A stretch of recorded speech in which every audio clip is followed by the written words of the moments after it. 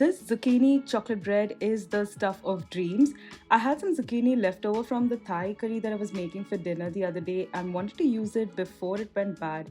Best decision ever, because now I think I'll be getting fresh zucchini just to make this zucchini chocolate bread. It's incredibly fudgy yet super light and tender, extra chocolatey and moist, with crunch from walnuts, melting pools of chocolate, and it's loaded with zucchini.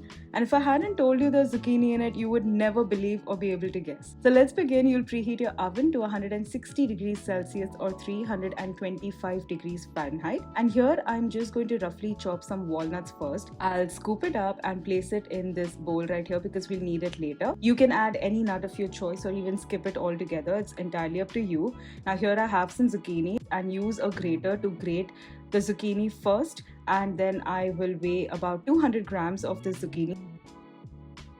That looks amazing. I'm scooping it up and weighing it because I need 200 grams, and once I've weighed it, I'll keep it aside. Now technically this is a quick bread recipe and we're using the muffin method, so I'll be combining all of my dry ingredients in one bowl, wet ingredients in another bowl, and then just mixing it together. So in this bowl here, I've taken some all-purpose flour or plain flour. Into that I've added some cocoa powder, some instant coffee powder. I'll also add caster sugar and some dark brown sugar. I love the molasses content in the dark brown sugar. It adds more intense flavor to your zucchini chocolate bread.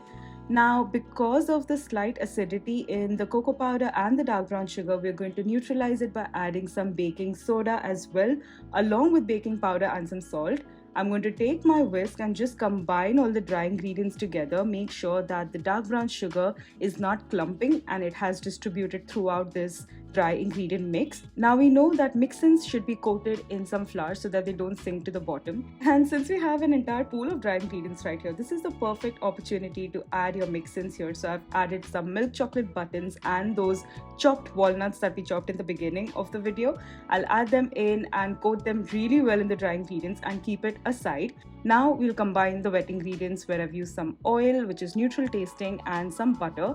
The oil helps keep the bread really nice and moist. And then I'm also going to crack in 3 eggs and vanilla extract. At this point, I was also supposed to add some milk, but I got totally distracted from a call by a telemarketer trying to sell me a credit card for the 100th time. And so I've added the milk a bit later when I realized that I'm missing an ingredient. So you would ideally add the milk at this stage with all of the wet ingredients. I also want you to ensure that both the melted butter and the milk are at room temperature, because if they are warm, it will start to melt the chocolate buttons or the chocolate chips that you have added in this batter right here.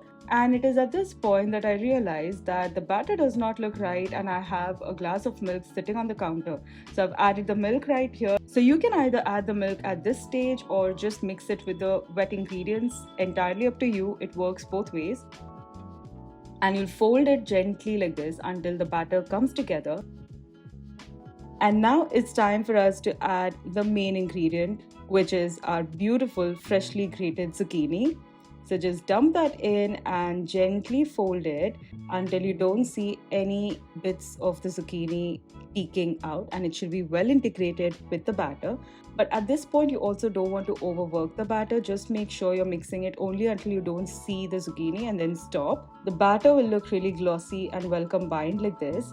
And then you are going to take a 9 by 5 inch loaf tin, which you have creased really well on all the sides and the bottom, and you will also line it with parchment paper on one side, leaving plenty of overhang so you can easily lift the zucchini chocolate bread out of its tin once it's baked and cooled. Shuffle the tin around to help spread the batter evenly, and then tap it along the work surface to release any air pockets. And then finally, as a final finishing touch, you can also sprinkle a few more chocolate buttons. I've used milk chocolate buttons. You can also top it with some walnuts as well. And now this will go in the oven at 160 degrees Celsius or 325 degrees Fahrenheit for about 1 hour and 5 minutes. A skewer, knife or toothpick inserted in the center should come out clean. Once it's baked and out of the oven, let it sit in its tin for about 20 to 25 minutes and then gently lift it out of the tin and place it on a wire rack so it can cool down completely. Once it has cooled down, it is time to slice into the zucchini chocolate bread, and just look at how incredibly moist that looks. And it is packed with chocolate flavor. It is so good, and you just cannot tell that there is zucchini in this. You can't taste it, but it does add a beautiful texture to your chocolate zucchini bread. You also get the crunch from the walnuts in every single bite, and there's pools of melting chocolate. I really hope you enjoy making this zucchini chocolate bread. And there's also this incredible chocolate cream cheese pound cake that I think you should check out. It's on the screen, so do watch that next.